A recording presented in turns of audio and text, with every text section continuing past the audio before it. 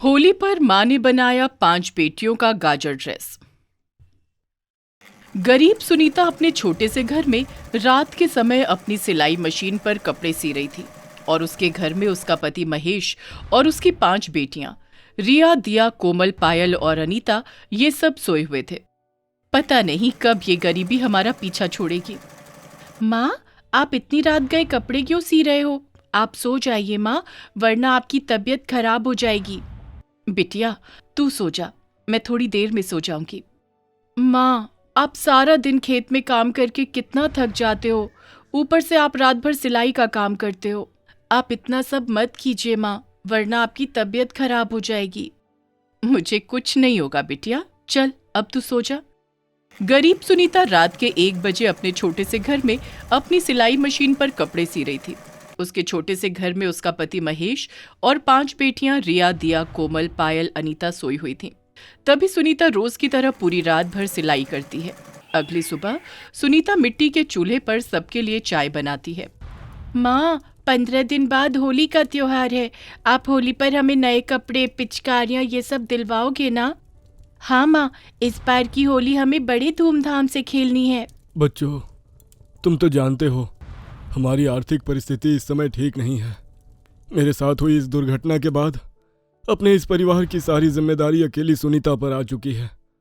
अगर मैं अपाहिज बनकर घर में बैठा ना होता तो आज हमारे ऊपर इतनी गरीबी कभी नहीं आती। जी, आप क्यों बार बार उसी बात को सोचते हो?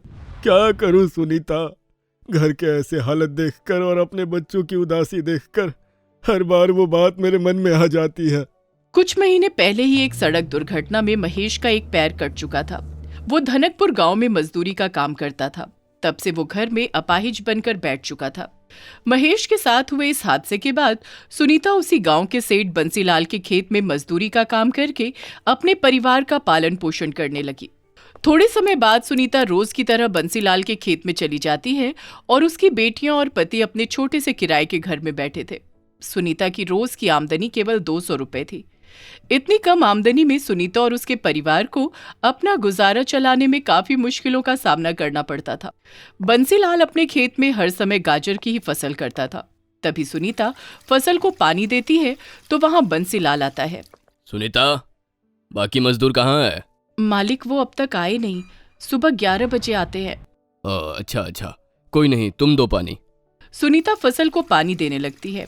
थोड़े समय बाद खेत में काम करने वाले बाकी मजदूर भी खेत में आते हैं और सुनीता के साथ काम करते हैं।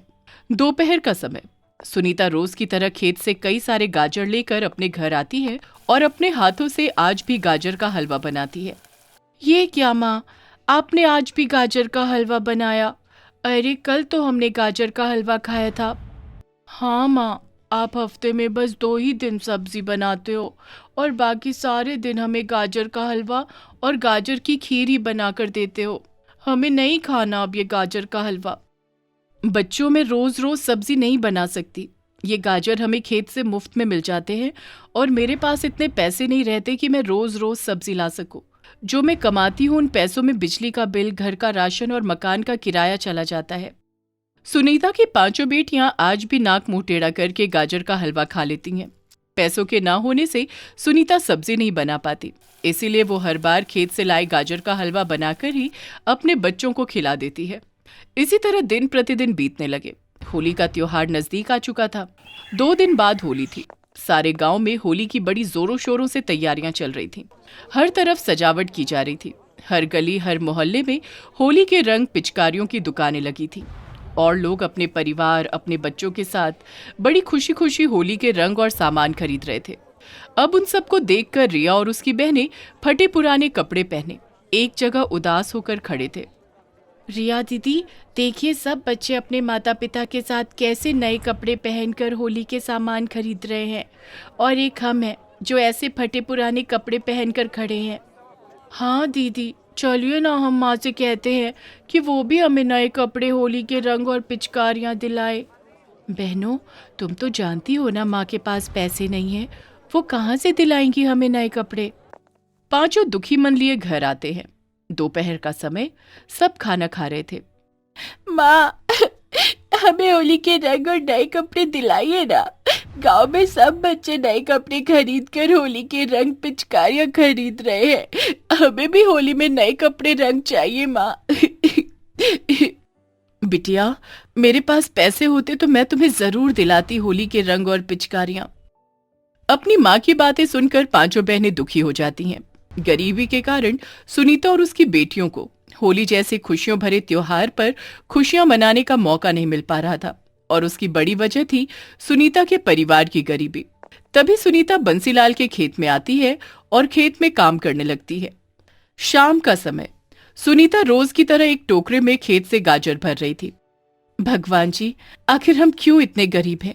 क्यों मेरी बच्चियों को खुशियां मनाने का अधिकार नहीं है? मेरी बच्चियां होली के लिए कितनी खुशियां मना रही थीं, पर हमारी गरीबी ने उनकी सारी खुशियों को उदासी में बदल दिया। भगवान जी, मेरे बच्चों की खातिर हमारी गरीबी की अवस्था दूर कर दीजिए। अपने बच्चों की उदासी देखी नहीं जाती मुझसे। अपने दुख भरे जीवन को याद करके सुनीता खूब रोती है। तभी वो कई सारे गाजर एक टोकरी में भरकर अपने घर ले आती है और एक एक करके उन गाजर को काटने लगती है। तभी सुनीता एक गाजर को हाथ में लेती है तो वो गाजर जोर जोर से हिलने लगता है। ये देखकर सुनीता के होश उड़ जाते हैं। अरे, ये गाजर ऐसे कैसे हिल रहा है? तभी वो गाजर सुनीता के हाथ से छूटकर नीचे गिर जाता है और नीचे गिरते ही उस गाजर के हाथ और पैर बाहर निकलने लगते हैं। अब ये चमत्कार देखकर सुनीता की आंखें फटी की फटी रह जाती हैं। तभी वो गाजर अपने पैरों पर खड़ा हो जाता है और सुनीता से कहता है, मुझे मत मारो, मुझे इस चाकू से मत काटो, मैंने तुम्हारा क्या बुरा किया है? गाजर को बात करता देखकर सुनीता हक्की बक्की रह जाती है। ये क्या? कहीं मैं सपना तो नहीं देख रही हूं ना? ये गाजर बात कर रहा है, ये कैसे हो सकता है? सुनीता, मैं एक जादुई गाजर हूँ, मुझे मत मारो। तुम जो मांगोगी मैं वो तुम्हें सब दूंगा, बस मुझे मत काटना। जादुई गाजर? तुम सच में जादुई गाजर हो? मुझे तो यकीन ही नहीं हो रहा है। तुम मुझसे कुछ मांग कर तो देखो। अगर ऐसा है तो तुम मेरी पांचों बेटियों के लिए बढ़िया से नए कपड़े ला सकते हो। तभी वो जादुई गाजर अपने जादू से सुनीता के पास खूबसूरत सा एक लहंगा, 2 फ्रॉक और 3 बढ़िया से खूबसूरत से महंगे ड्रेस लाता है। ये देखकर सुनीता बड़ी खुश हो जाती है। तभी वहां उसकी पांचों बेटियां आती हैं। अरे वाह, इतनी बढ़िया ड्रेस! माँ, ये ड्रेस कहाँ से आई? बिटिया, ये इस जादुई गाजर ने दिए मुझे। जादुई गाजर? हाँ, ये एक जादुई गाजर है। हाँ, मैं एक जादुई गाजर हूँ। सुनीता, जब तुमने मुझे हाथ में लिया था तभी मैंने तुम्हारे जीवन के सारे दुख पढ़ लिए थे। तुम जीवन की दुखियारी हो सुनीता, पर अब तुम चिंता मत करो, मैं आ गया हूं ना। अब मैं तुम्हारी सारी परेशानी दूर कर दूंगा। ये सुनकर सुनीता और उसकी बेटियां बड़ी खुश हो जाती हैं। तभी वो जादुई गाजर अपने जादू से सुनीता के घर में कई सारा राशन भर देता है और बहुत सारे पैसे देता है और काफी सारी चीजें अपने जादू से लाता है। ये सब देखकर सुनीता बड़ी खुश हो जाती है। अरे वाह, तुमने तो हमें एक ही पल में अमीर बना दिया। बहुत बहुत शुक्रिया जादुई गाजर। अच्छा सुनीता, अब मैं चलता हूँ। भविष्य में तुम्हें कभी भी मेरी ज़रूरत पड़े तो तुम मुझे बस याद कर लेना, फिर मैं तुम्हारे पास आ जाऊँगा और तुम्हारी सारी परेशानियाँ दूर कर दूँगा। अब मुझे तुम्हारी तरह किसी और मजबूर की भी सहायता और उसकी गरीबी दूर करने जाना है। अरे रुको रुको, तुमने तो हमें होली का सामान ही नहीं दिया, हम होली कैसे खेलेंगे? तभी जादुई गाजर अपने जादू से सुनीता के बच्चों को बहुत सारा होली का रंग और गाजर की तरह दिखने वाली होली की कई सारी पिचकारियां देकर वहां से गायब हो जाता है। होली वाले दिन सुनीता की पांचों बेटियां वो नई ड्रेस पहनती हैं तो पांचों को वो ड्रेस काफी ढीली होने लगती है। अरे माँ, ये ड्रेस तो मुझे कितना ढीला हो रहा है। हाँ माँ, मुझे भी ढीला हो रहा है। पांचों को ड्रेस ढीले होते हैं। कोई नहीं, मैं अपनी सिलाई मशीन पर अभी तुम पांचों के कपड़े सही कर देती हूँ। सुनीता फटाफट एक एक करके पांचों के कपड़े फिट कर देती है। तभी सुनीता और उसकी पांचों बेटियां नए कपड़े पहनकर गांव में आती हैं और सबके साथ बड़ी धूमधाम से होली खेलती हैं। अपने बच्चों को ऐसे खुश देखकर महेश और सुनीता काफी खुश होते हैं। तो फाइनली एक जादुई गाजर की वजह से जीवन में पहली बार सुनीता और उसके परिवार के जीवन में खुशियां आई और उनके चेहरे पर मुस्कान आई।